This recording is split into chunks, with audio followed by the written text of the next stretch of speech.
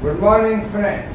Myself, Prof.a.k.Dr. A.k.chaubey, present here today again to explain you an important topic of physics under the heading Physics Made Simplest.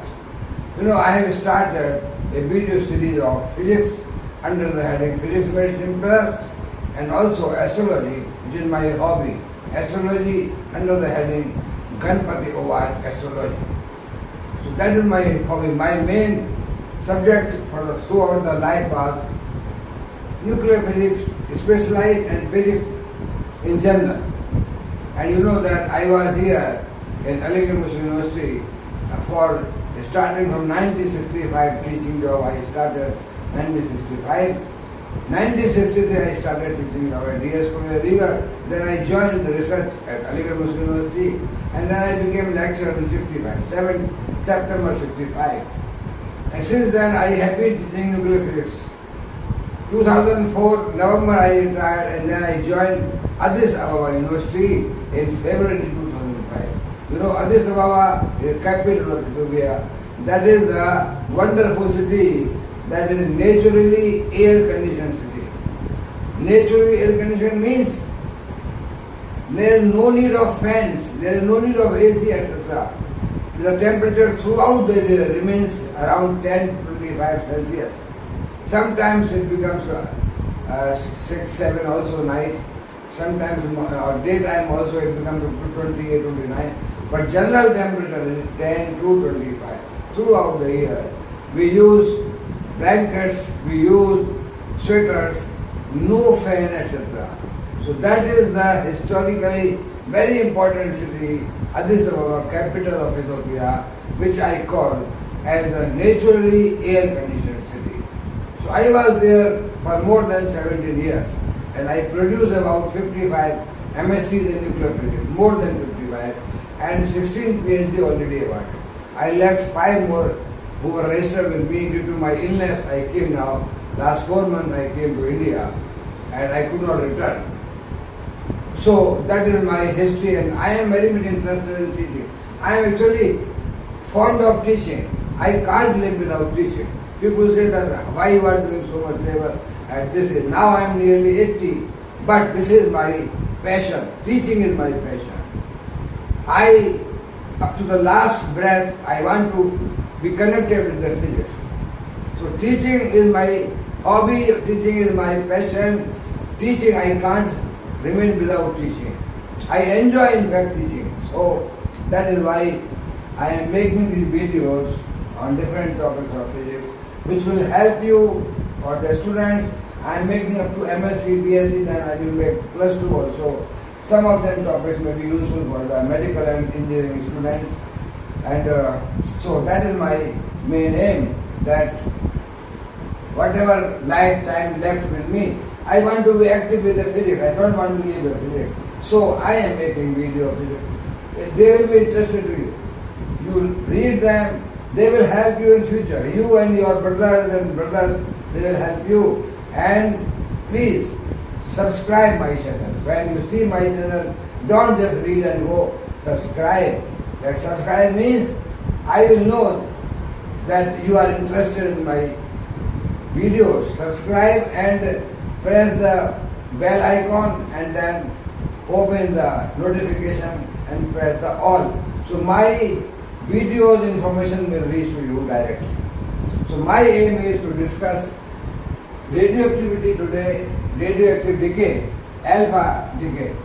So what the alpha particle Alpha particle, historically, Madame Curie did research on radioactivity. She started, and then she gave birth to 2 radioisotopes, radium and polonium. Polonium was based on its country, Poland.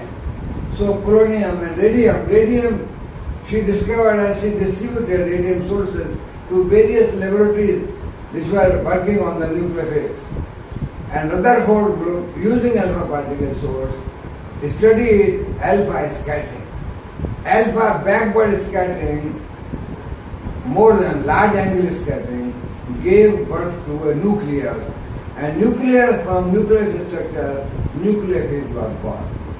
So this is the history of nuclear physics. So nuclear physics, mother is radioactivity. So radioactivity, I will explain all radioactivity, alpha decay, beta decay, gamma decay, all I will explain you. Today I start alpha decay.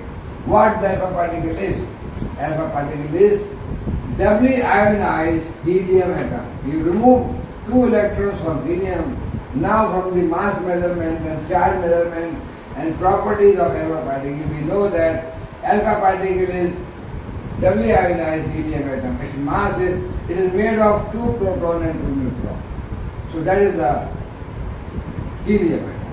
Helium will remove atom with 2 electrons, it becomes alpha particle. So alpha particle has got the property which under magnetic field, deflection, ionization, etc. All that you know, the property of alpha particle. But now I want to ask you the question, why there is alpha decay? Why at all? Means, why is it that in nature we do not see emission of one nucleon, that is neutron or proton, but combination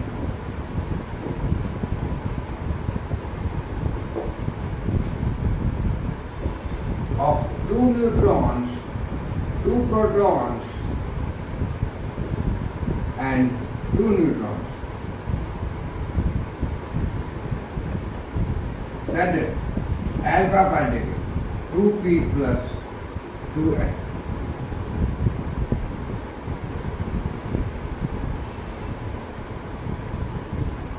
Why is it that in nature we don't see emission of one nucleon, neutron or proton in nature, but combination of 2 protons and 2 neutrons, the alpha emission,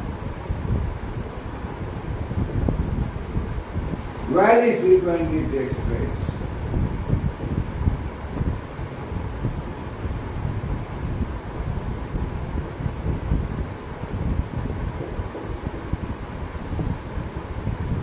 From most of the heavy nuclei.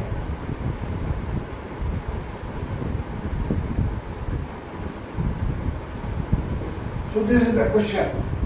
Why is it that in nature we do not see emission of one nucleon, but combination of 2 protons and 2 neutrons, that is alpha emission, very frequently takes place from most of the heavy nuclei. Why it is? We don't see one neutron coming out or one proton coming out, but we see that 4 particles, 2 protons and 2 neutrons are coming out, and alpha particle. What the reason is? You give some thinking to this point yourself. I have been asking this question whenever I was teaching alpha particle to the students. Even I asked to the teachers, many teachers also, during the interviews also, what the lectures have been tell you, that why it is that proton, neutron is not coming out from a nucleus in nature, natural emission of neutron, proton. Neutron, proton comes out when you provide some energy from outside, means in the nuclear reactions, when you hit the nucleus, a target by the projectile beam, you get the many reactions in which proton, neutrons also coming out. So that is the nuclear reaction. It means unaided by external agency. No neutron, proton is coming out, but 2 protons plus 2 neutrons, emission taking place in all heavy nuclei. Most of the heavy nuclei readily emits alpha particle, but no single neutron, proton emission is heard or is seen or is read, nothing. So what is the reason? You give 1 minute to think yourself what happens that we don't see emission of nucleons, but 4 nucleons emission takes place. Okay. Now I will give answer.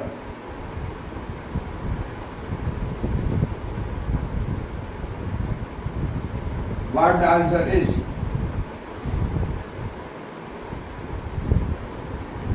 Why the system is bound? Why the system at all is stable?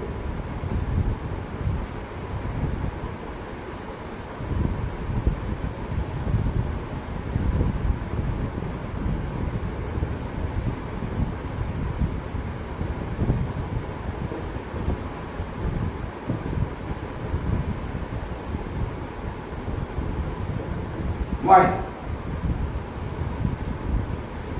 You know that if you want to emit the most of the, say in the heavy nuclei,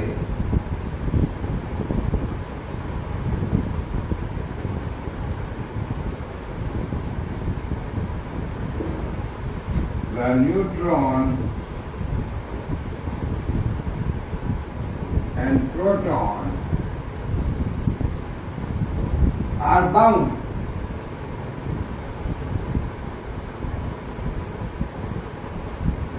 They are not free.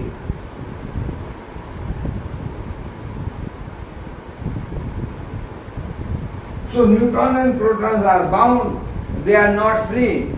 If we want to, say, take out a neutron or proton, if we want to see that a neutron or proton nucleon comes out, they are not free. To make them free,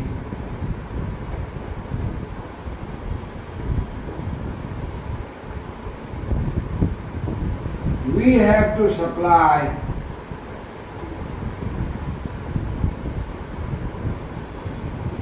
energy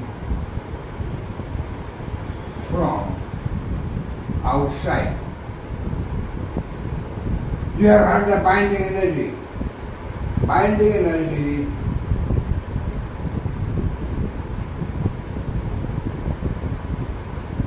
and binding energy per nucleon.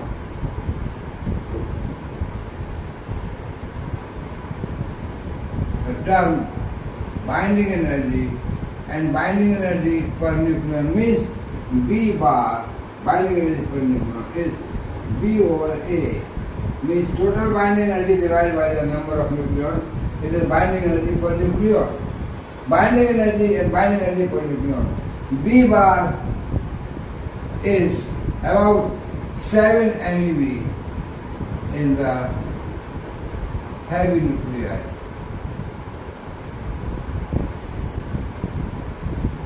This means that about 7 MeV energy is required to make a nucleon free in the heavy nuclei, because they are bound. If they are not bound, the system, any chemical element cannot remain stable, because if the neutrons, protons are coming out, where the stability, where the nucleus is stable, how the atomic structure will be there. As the atomic electrons are also bound in atomic shells, so nucleons are also bound, and in heavy nuclei, about 7 MeV energy is needed. In the light nuclei, maybe 4, 5, 6 MeV. In the medium nuclei, around 8, 8.5 maximum. You know the binding energy curve. So that is that about 7 MeV energy is needed to remove one nucleon from heavy nuclei. So the nucleons are not free. Nucleons means, you have seen that this is the A and B bar curve. In the beginning there are some dips and like this, and then a curve goes like this. So this is about 7 MeV here. Here it is maximum is about 8.5. So B bar versus A curve is the binding energy per nucleon. This curve tells us that nucleons are bound by 7 MeV. They have bound. If bound to be free, you supply the energy from outside. So then they become free and they can come out. That is the nucleons are bound and about 7 MeV bar is about 7 MeV. To remove them, okay? Now what is the mass defect? What is the binding energy in fact? Binding energy is that when one proton plus one neutron makes a compound system, a complex system, it becomes a deuteron. Suppose deuteron is one charge and 2 mass. So mass of deuteron is less than mass of proton plus neutron. That is the mass defect. This is more. Means when proton neutron come close together and make a complex system of 2 nucleon, proton neutron, there is a deuteron, which is the easiest study, which is the only stable nuclei system to study nuclear forces, deuteron problem. So deuteron is the system which has got, because proton neutron mass they come together, mass defect is there, the binding energy is about 2.22 MeV. This much energy, this much mass loss in energy units, this is the energy loss. When this system becomes deuteron, so much energy about. Means this mass loss goes as energy and system becomes now bound. Similarly, you add some more neutron or add some more proton, make a higher system, make some more proton, add some more neutron, you make a higher system. Like that, when elements are formed by the combination of nucleons, they become bound, tighter bound system, and at each combination, at each complex, when we are making complex system, at each system making complex, more energy evolved, more energy is going out, means mass defect. So if you want to make them free, the 2 nucleons are together, you want to make free, you have to supply some energy, and that energy supplied in the heavy element is 7 MeV. So this is the mass defect, and this is the binding energy per nucleon. Binding B bar you can say is 1.11 MeV. So it means that systems are bound. When systems are bound, they are evolving, we are making system, and the energy is evolved, energy is produced, that energy is lost. And we want to break a system, you have to supply the energy, so that nucleons are not free in a system, nucleons are bound. Good. Therefore, when bound system is there, we want to make them free, you have to supply outside energy, that is the nuclear reaction. You hit the system, nucleus by a projectile, and neutron, proton may be emitter. That is the nuclear reaction. So in the nature, no nucleon emission is possible, because nucleons are bound, system is bound, that is system is stable. But what happens when alpha, that is 2 proton plus 2 neutron, when alpha is formed in heavy nuclei,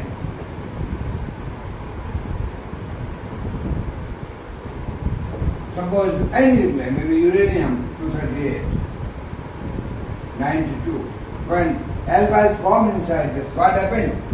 2 proton, 2 neutron combine together, why we find when alpha is formed in heavy nuclei like this, means 4 nucleons make a complex group. About 28.7 MeV energy is evolved, means this much energy is produced. This much mass loss of this, and this becomes 2 helium-4, and this becomes 2 helium-4, complex system, mass loss is about 28.7 MeV. Energy required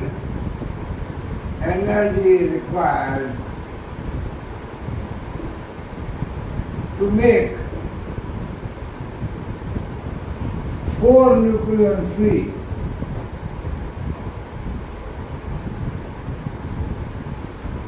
in heavy nuclei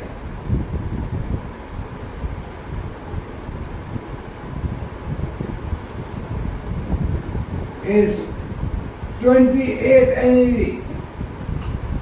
Energy evolved when alpha particle is formed is 28.7 MeV. So there is surplus energy.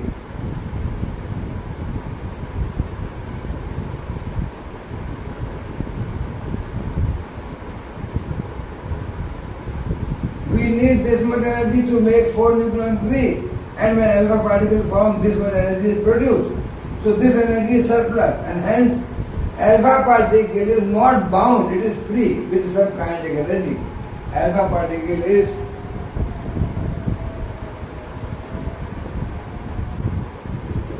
not bound as nucleon, and it is free in almost all heavy systems.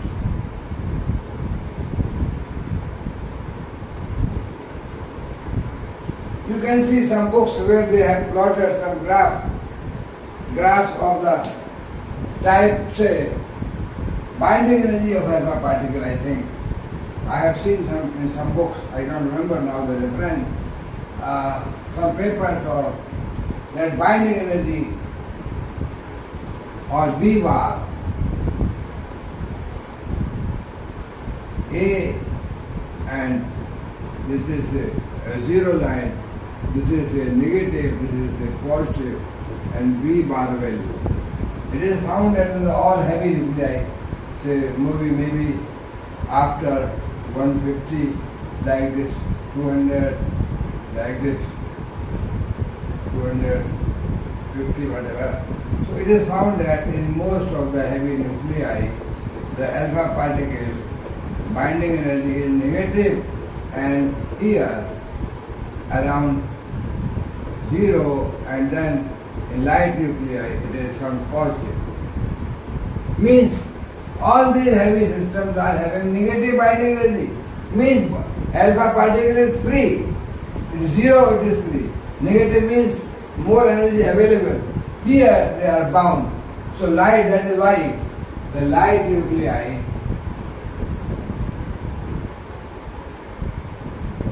are not alpha radioactive,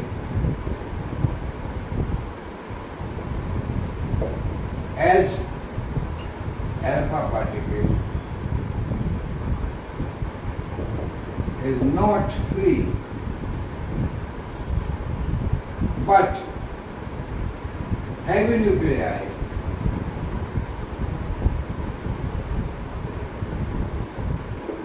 alpha binding energy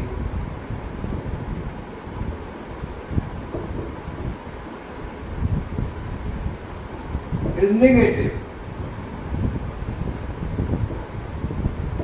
That is why in nature we see the alpha emission in natural process, in almost all heavy nuclei, they are emitting alpha particles very easily. So we observe in nature radioactivity, alpha decay in almost all the heavy nuclei, some medium nuclei, and light nuclei, they are beta active. They give gamma, they give beta particles. But maybe I don't know, alpha active. Alpha active are mostly heavy nuclei. So that is why we observe in nature natural emission of alpha particle and not natural emission of nucleon, because nucleon are bound. So that is the reason why we observe alpha decay in heavy nuclei very readily. Well, now I talk about the energy of alpha decay, or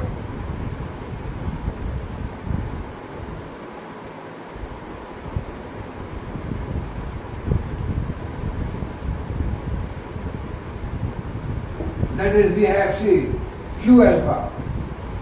I want to see what is the Q alpha. What we have?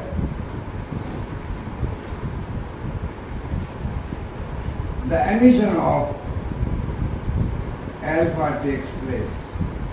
Alpha will recoil the system. So this required alpha emission.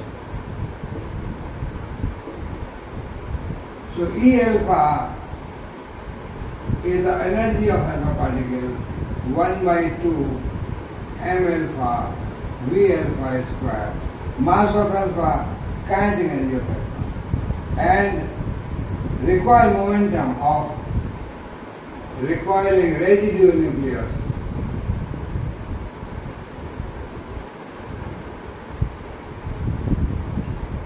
mass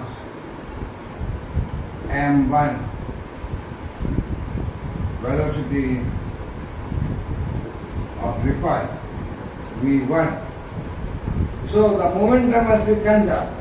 When momentum is conserved means the momentum of alpha particle m alpha and v alpha must be equal to m1 and v1.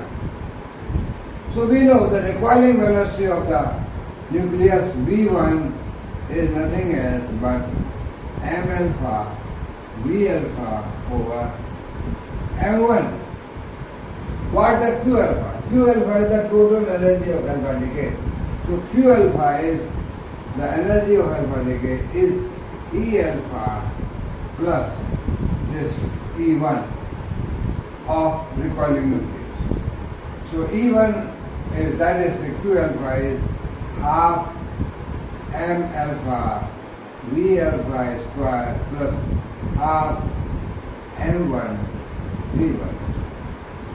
So Q alpha is equal to 1 by 2 m alpha v alpha square plus this v1 I can write from here to 1 by 2 m1 v1 square means m alpha square v alpha square divided by m1 square. 1 m1 cancels with this m1. So I get here q alpha is equal to, I take 1 by 2, this m1 is cancelled with this 1 m1. So I take 1 by 2 m alpha b alpha square common. 1 plus, this is now m alpha remaining here, m alpha and b alpha, so m alpha divided by m1.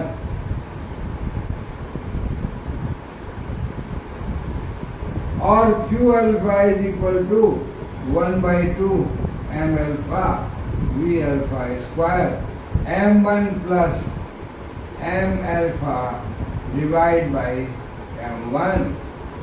That is m1 plus m alpha means mass of the parent.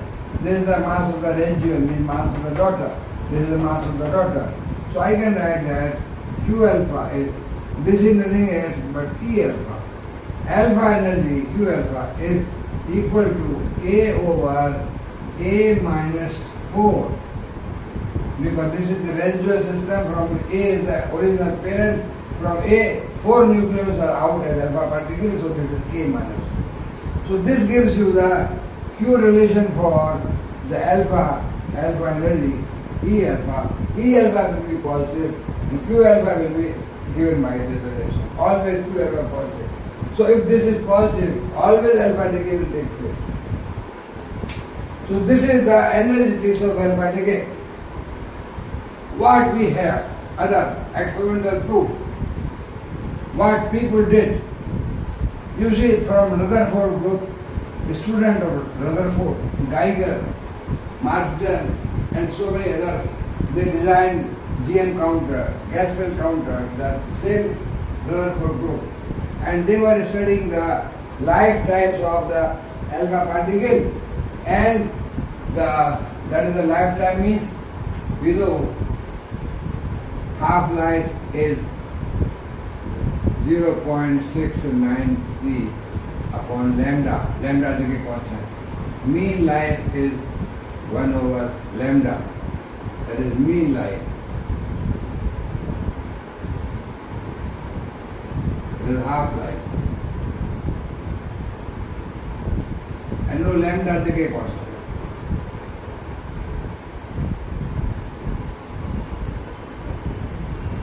This is from the radioactive equation that n is equal to n naught e to power minus lambda t. The radioactive nuclei are decaying. The original at time t is equal to 0 n naught, but any time t n will be the remaining radioactive nuclei, where lambda is decay constant. Or here lambda is decay probability was there. Tau 1 over lambda, so lambda is 1 over tau. 1 over tau, that is the decay probability. Lifetime, mean lifetime. So these relations, from these relations, Geiger and Nuttall make some empirical rule.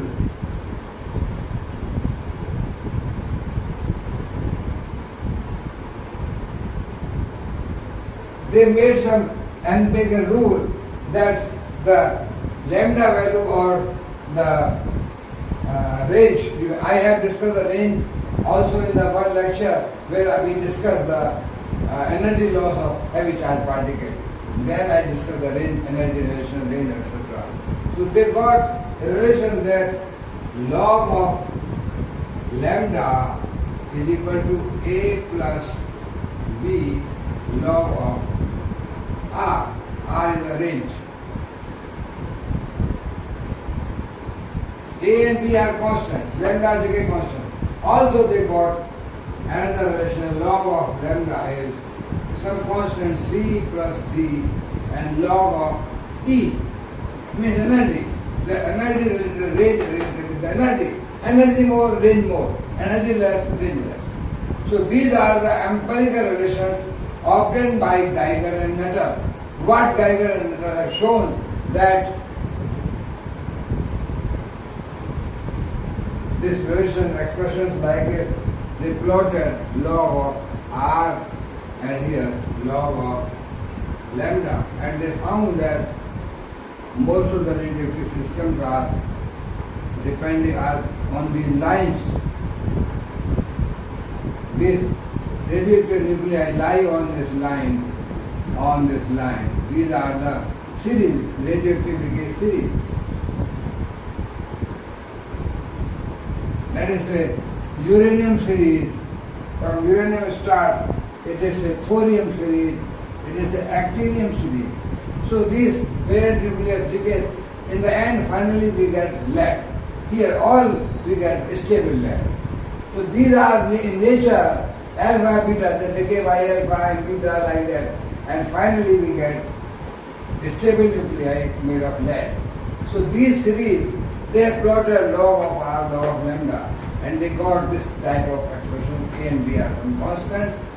So a theorist has to explain from alpha decay, they have to give a theory to explain such type of relations, why there is relation log of lambda and log of R. So this is the experimental fact. And experimental fact also the lifetime.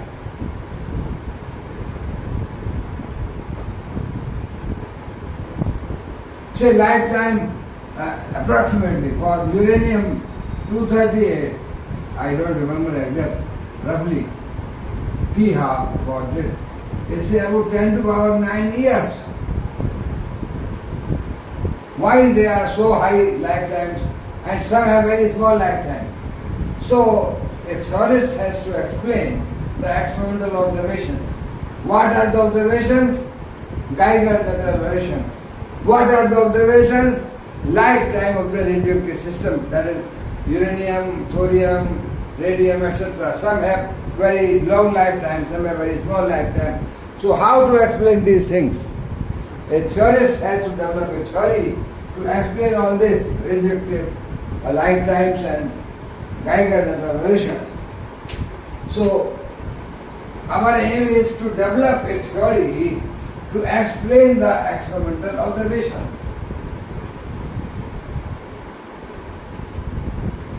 Now what do you see? The classical experiment, now I will take now help of the classical Rutherford experiment. What is that? Rutherford experiment, so this is the nucleus and alpha beam is coming. It is scattered like that.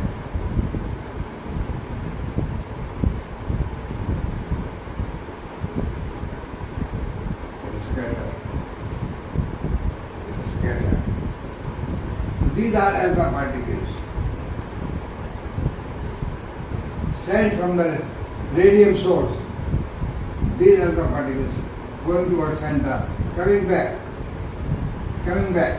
and then they are scattered like that.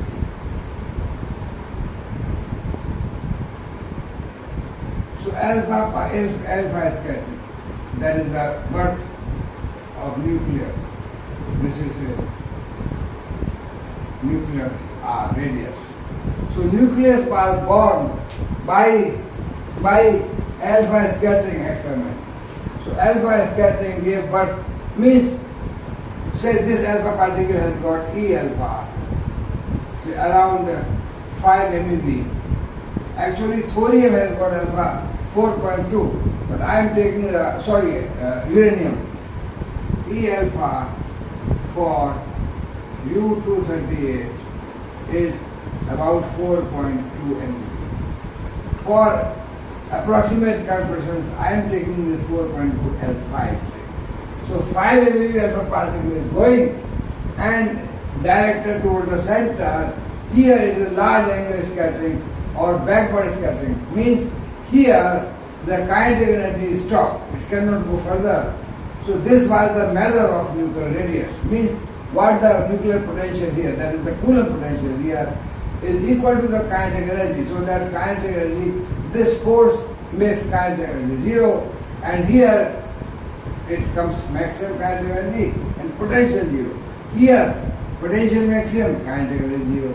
So we can equate the kinetic energy E alpha equal to 5 MeV. We equate this to the potential, Coulomb potential. What the Coulomb potential is? Here this is the system, parent system Z, but alpha particles is decaying from this. So, or we can say the scattering means, I take for the simplicity this is a charge Z minus 2. Because alpha decay charge becomes Z minus 2. So I take this Z minus 2. Then E alpha 5 MeV is equal to twice Z is equal to 2 alpha particle and Z minus 2, that is the daughter product, and E square divided by 4 pi epsilon naught, and R means nuclear radius, R, capital R. This is the MeV, E alpha, it is the B. So equate these two, convert this into say joules or anything. MeV you can convert 1.6, 10 to the power minus 13 joules is 1 MeV, 1.6 into 1.9, 1.9. Yeah, 1.9 into 10 to the power minus 13. So you can do this and calculate it. Probably I must have some data, some calculation somewhere that we have say this 5 in MeV, this is MeV, remember, we have to make proper unit. This is twice Z minus 2. Uranium, Z is 92. So Z minus 2 is 90. And E square 1.6 into 10 to the power minus 19 Coulomb square, and this is 4 pi epsilon naught. Well, 1 upon 4 pi epsilon naught, I know is 8.99 into 10 to the power 9, like that. So I take this approximately 10 to the power 10, 1 upon. So 4 pi epsilon naught 10 to the power minus 10. So this is say 10 to the power minus 10 roughly, and this is the R. So find out R from this by putting the proper value of energy. Means you have to multiply 1.6 into 10 to the power minus 13. This is MeV joules. So you have to use this factor here and convert into joules and then calculate R. You will get, say, R will be roughly I have around 30 Fermi. that is 30 into 10 to the power minus 15 meter. So from alpha scattering experiment, we got that alpha large angle scattering repelled back by this nucleus, and this was the estimation of nuclear radius, and people call this 30 Fermi is the radius. It was gold target probably, alpha particle scattered by gold. So this was the radius of the. Remember, if this energy is more, means you have high radius of particle, this could penetrate to inside more, and then R will be different, less. So this is not the actual correct definition of radius nuclear size. It is varying. Sometimes you have say 6 MeV alpha or 8 MeV alpha, this distance will come less because it could penetrate more. So what will happen? But this was the earlier definition of nuclear size of nuclear radius. But now the nuclear size, as we know, the nuclear size is now, say for uranium, I take R for uranium-238 is around 9 point something into 10 to the power minus 15 meter.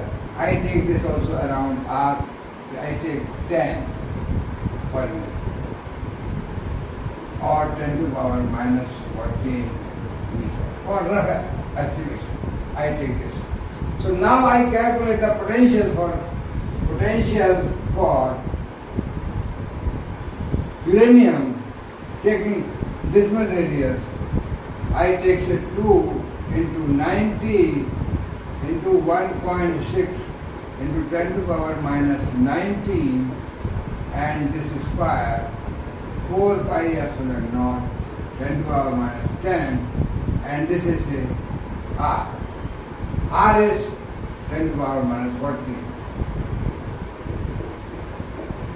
From this, we convert this also in the MeV support. Then we get V into MeV. This comes about 26 MeV.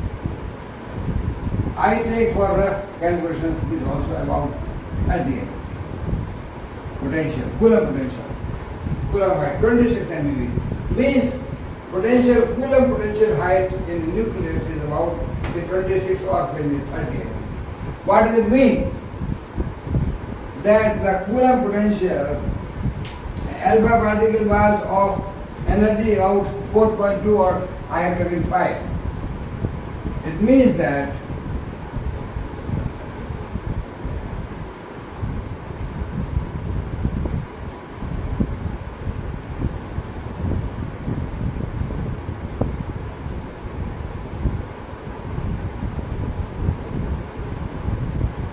this is 0, this is positive, this is negative, energy, MeV. So this is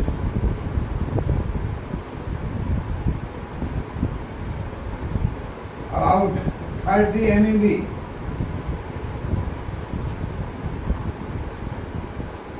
This is R distance, and this was R equal to radius R. At this radius R, the potential is 30 MeV, and this is a Coulomb.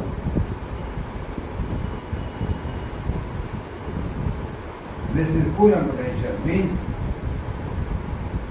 twice Z minus 2 E square over 4 pi epsilon naught R. How this potential is coming? At the R equal to R, this was 30 MeV. So this is the Coulomb potential. This is the nuclear well. This is the depth nuclear potential.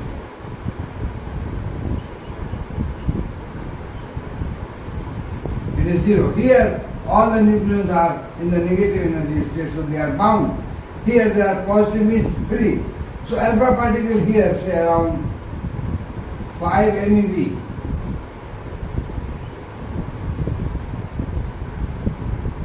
Alpha. How this is that alpha particle sitting at this lower level 5 MeV energy has crossed the barrier height of 30 MeV. There is a hurdle that this particle, how can jump, this energy, how this will cross. But we find alpha particle here. Alpha particles are available here. So alpha are here, alpha are inside. So how it is that alpha particle is emitted having 5 MeV, actually 4.2 MeV energy, and this 26 MeV, how this alpha had crossed? So it is not possible to define classically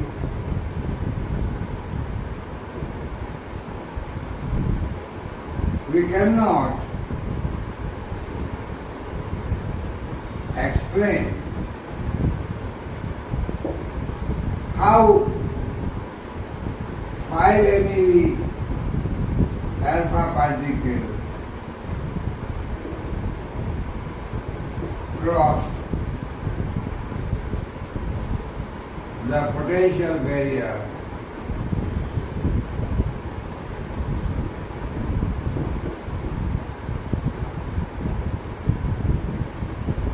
of 30 MeV.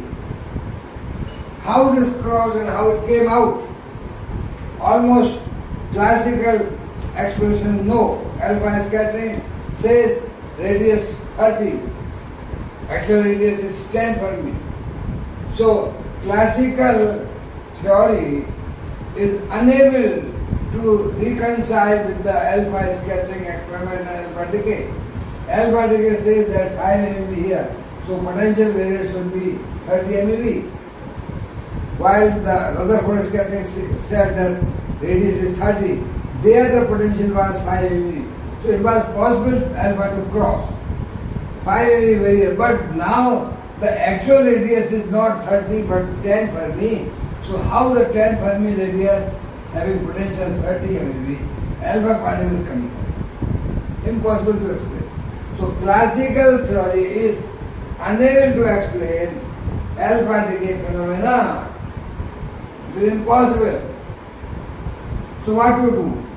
When classical theory unable to explain, well, quantum physics or quantum theory comes for the rescue. Quantum mechanics or wave mechanics helps wherever classical theory fails. So that is the beauty of quantum physics, quantum mechanics. That quantum mechanics or quantum theory is helping, is coming to rescue the alpha decay. So I will discuss one quantum mechanical problem which you read in the quantum mechanics code, that is the transmission coefficient.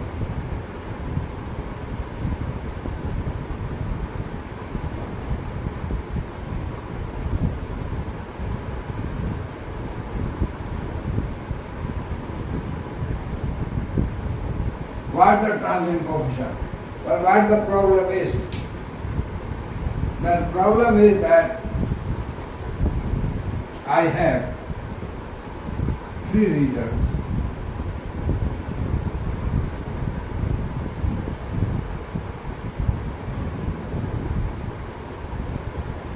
Region 1, potential is equal to 0. Region 2,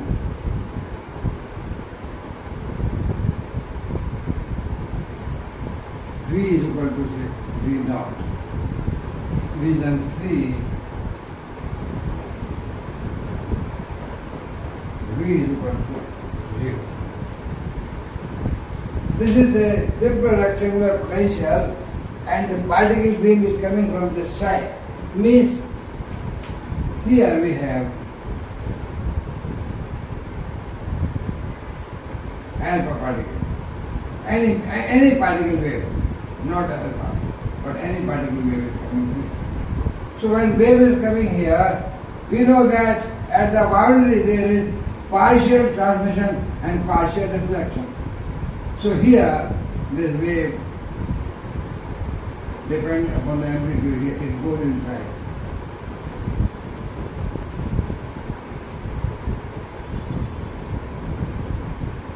And here also.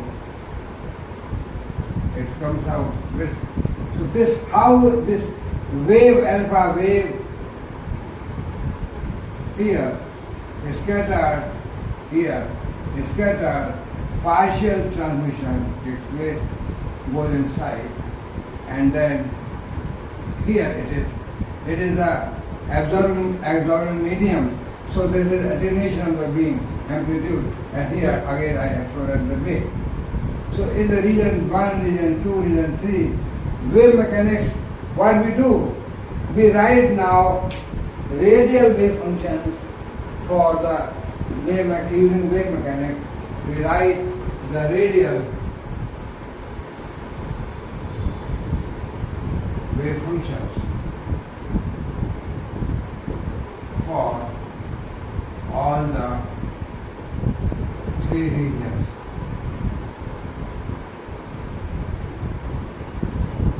Region 1, I have what I can write. The radial wave function u, I can write say as simply radial wave function equation, that is the wave mechanics. Quantum Schrödinger equation, how I can write?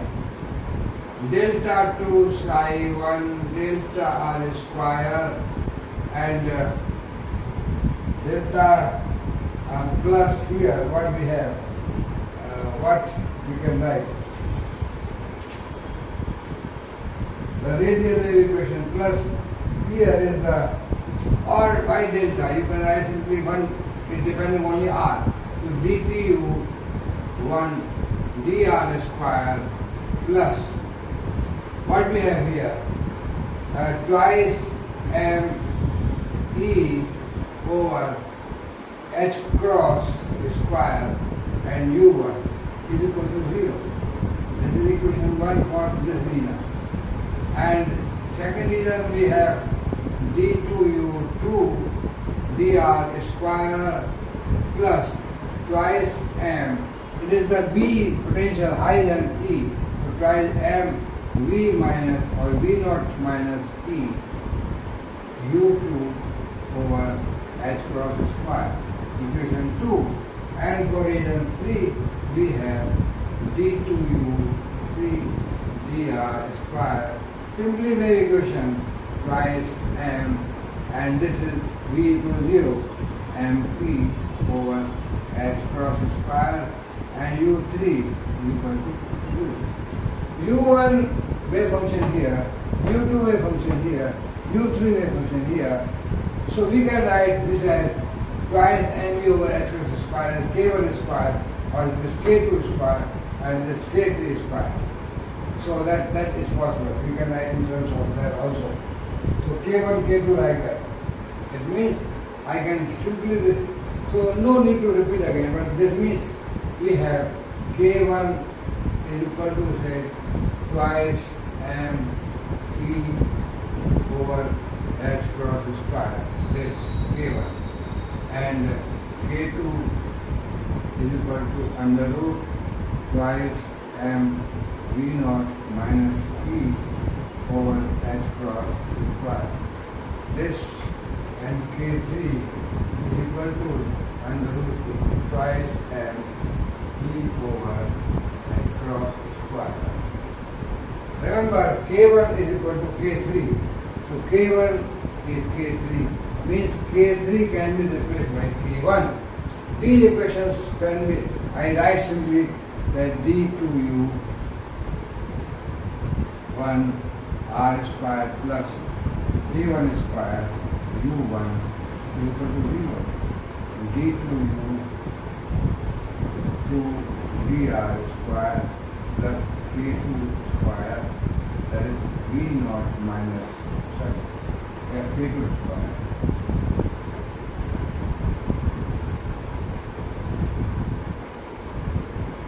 u2 wave function equal to 0. And d2u 3 dr square plus k3 is k1, k1 square u1, u3. These are the differential equations for region 1, 2, 3. 1, 2, 3 or this 4 5 and 6. Now what the quantum mechanical people do, what they do, how they solve, what they write the solution of this equation, how they just the solutions of these equations can be written as, you know, solutions of 4, 5 and 6. What the solutions are there? U1 is equal to A1 e to power I k1r plus B1 e to power minus I k1r. This in the medium one here is a one. There is the ingoing wave, a wave moving in the plus r direction, a wave moving in the minus r direction. The total wave is given by ingoing wave and scattered reflected wave. Because at this boundary there is reflected wave and this incident wave. So A1 going, this is coming back. So this is the going wave towards R positive, this is wave coming towards R negative. So similarly you can have U2 is solution A2 and here this is the complex. So I times we write, no, I will change by the K2 or K2 is positive, you will make K2 positive. The solution will be E, A2 e to power say K2 R yes plus this is going to be minus here B2 E plus K2 R. I don't understand this K2 minus. So this is the wave is going this direction, wave is coming this direction. So this is the complex, K2 is the complex number. I times you can say K2 prime. So that this is E minus V naught that becomes negative. So I have taken this positive V naught. K2 is V naught minus. And this U3 is equal to A3 e to power I. This K3, but I have written K3 to K1. K1 and then this is R. Only wave going in the one R direction. So these are the quantum mechanical wave equations or solutions, the wave functions of this. You substitute, they should satisfy the equations. Now what we have? Boundary conditions. In the quantum mechanics we use the boundary conditions. What are the boundary conditions? Boundary conditions are that at the boundary R equal to 0, at the boundary R equal to R equal to 0, we have wave function U1 is equal to U2. Wave function should be continuous. And derivative tangent must be also same continuous. So delta U1, delta R must be delta U2, delta R. So we do this derivative, I write this and substitute R equal to 0, we get some equation. And then other boundary condition is R equal to R, U2 is equal to U3 and delta U2, delta R is delta U3, delta R. These are the methods to solve the quantum mechanical equations using boundary conditions of the problem. But the boundary condition at this, the wave functions here and wave function here must be continuous, same wave function value and no break. And the tangent must be also same. So tangent is also same. So here also. So these equations 1, 2, 3, 4. You use these and you will get some algebraical equations and solve them. And solving them means you get the value of A1 in terms of A3 and you eliminate unknowns A2, B2, B1, etc. which are not known. Simply you can write the value of A1 in terms of A3. If you do this algebra, I have done this, you will get A1 equal to 1 by 4 A3 and then 1 plus ik1 over k2 into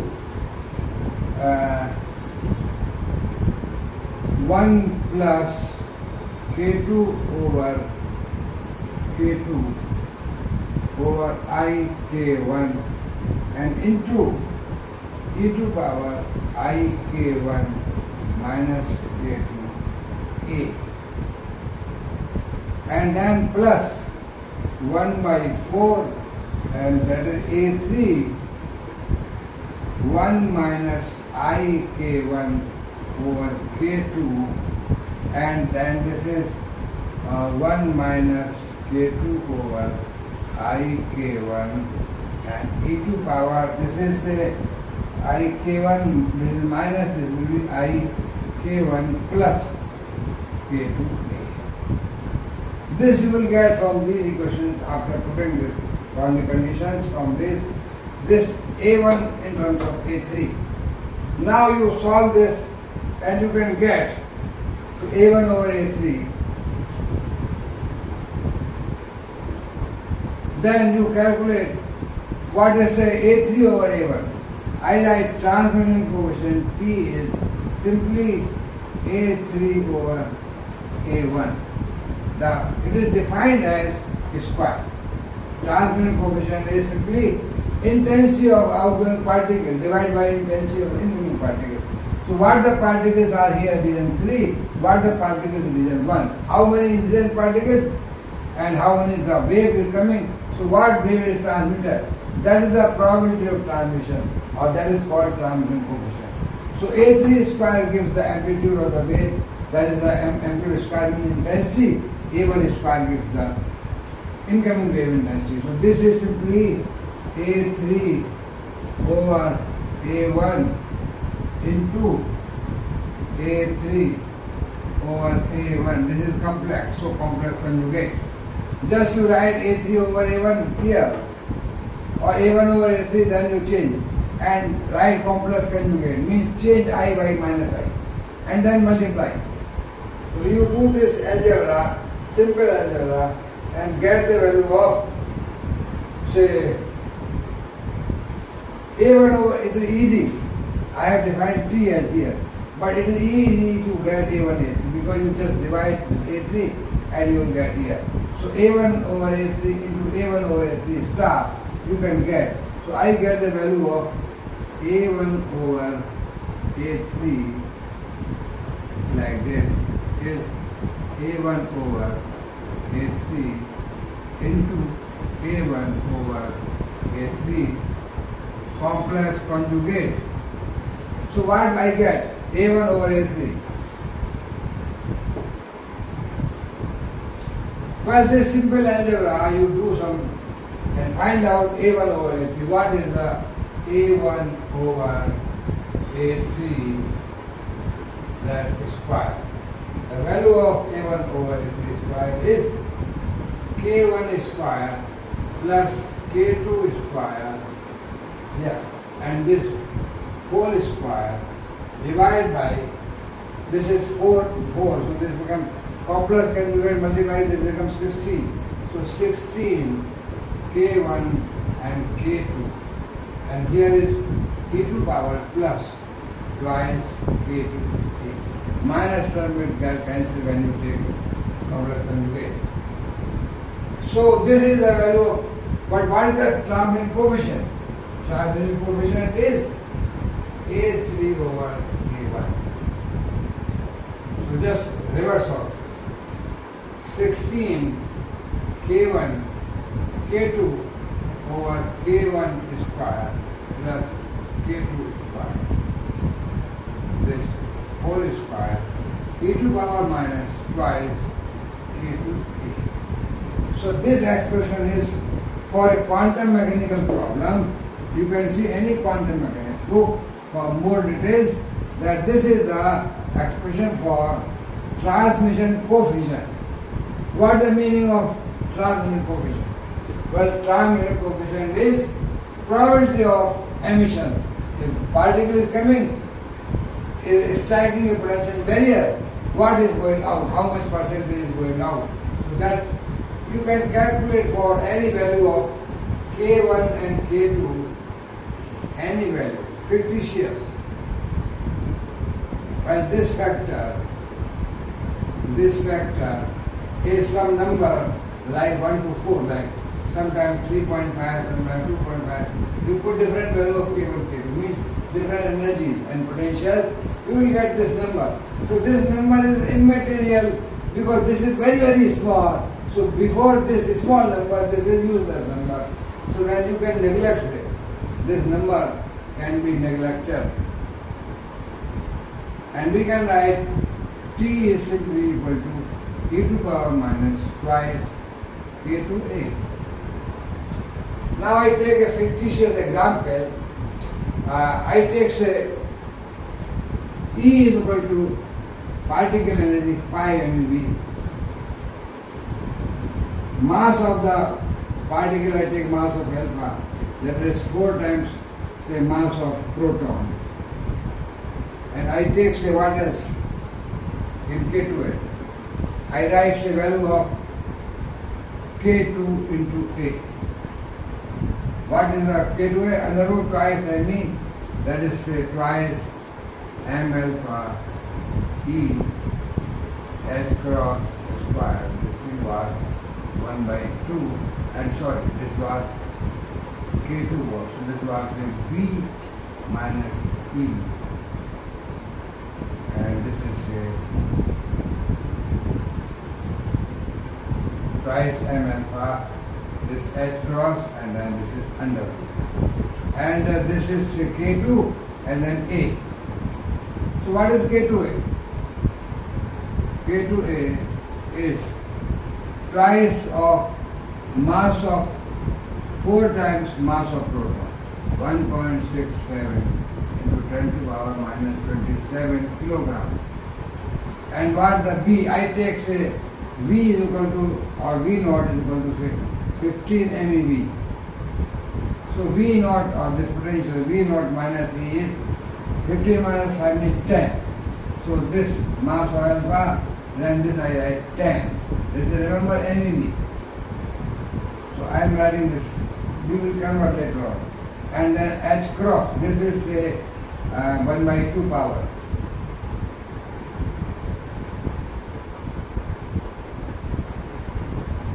And down is H cross means 1.05 into 10 to the power minus 24.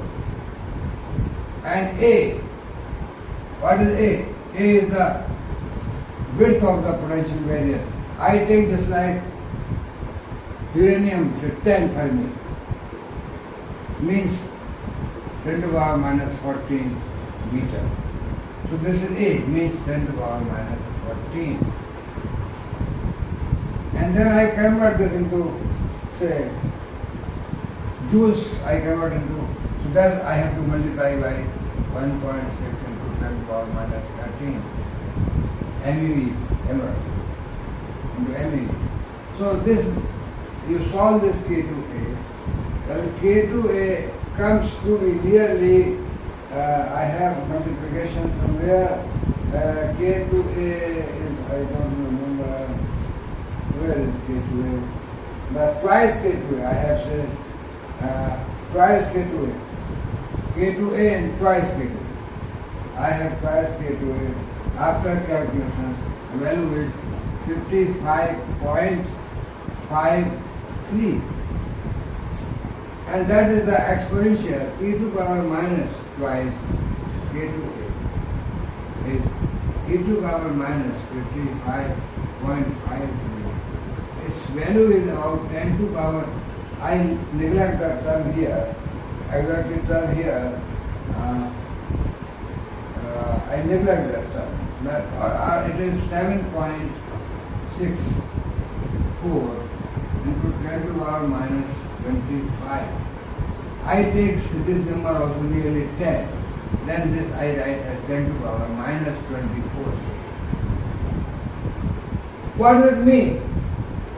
The transmission coefficient for a particle of 5 MeV through a potential height of 15 MeV is not zero.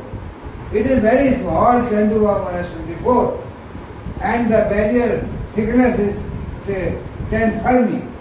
Even from that, wave mechanics says, or classical mechanics says that no particle can be emitted, no transfer. But quantum mechanics says that transmission coefficient, which is also defined the probability of transmission, is 10 raised to power minus 24. This is very, very small. But it is positive number, means this particle of energy 5 MeV, alpha particle of 5 MeV, can cross a potential barrier of 15 MeV, which thickness is 10 Fermi. And the probability of that transmission is 10 to the power minus 24. This means in 10 to the power plus 24 times hitting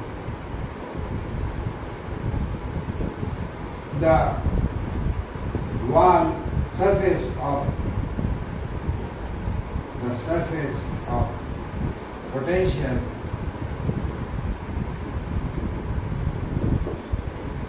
so many times it is hitting, means the particle is coming, hitting and hitting. This is the hitting. So in 10 to the power 24 times, chances are one time it may cross. It may cross the barrier. So the result of quantum mechanical problem, that transmission coefficient for a particle of 5 MeV through a potential barrier of 10 Fermi thickness and potential height 15 MeV means the particle here is 5 MeV and this is 15. Chances are that this particle, and this is the 10 to the power minus 14 meters, chances are that this particle can be here. By hitting and hitting, digging, making hole, it comes out. In 10 to the power 24 collision, it comes one time out. So this is possible only by quantum mechanics. Means wave mechanics says that the probability of this is not zero. There is some positive probability, like 10 to the power minus 24. This is called tunneling. Just like a thief sitting in the prison, hitting the wall and making hole. One day after daily night he is hitting many times. One day after so many hundreds of thousands of hitting the wall, he makes a hole and escapes out from the prison. So that is the alpha particle, like hitting the wall, making the hole here, making tunnel here. This is called tunneling or tunnel effect.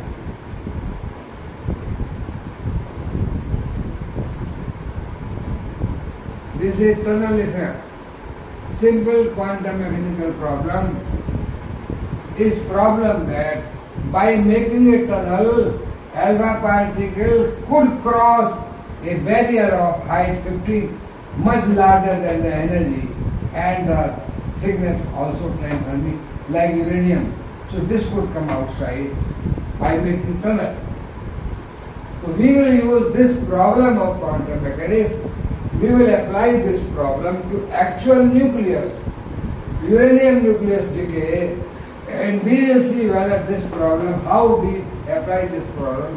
This is not the nucleus. This is simply a rectangular potential barrier where we have taken the transition of the particle.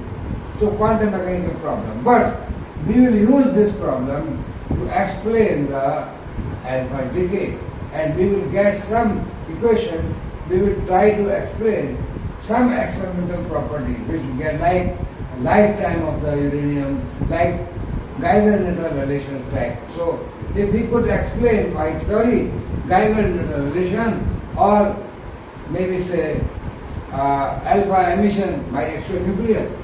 So maybe next time when we meet, I will be discussing Gamo's theory of alpha decay.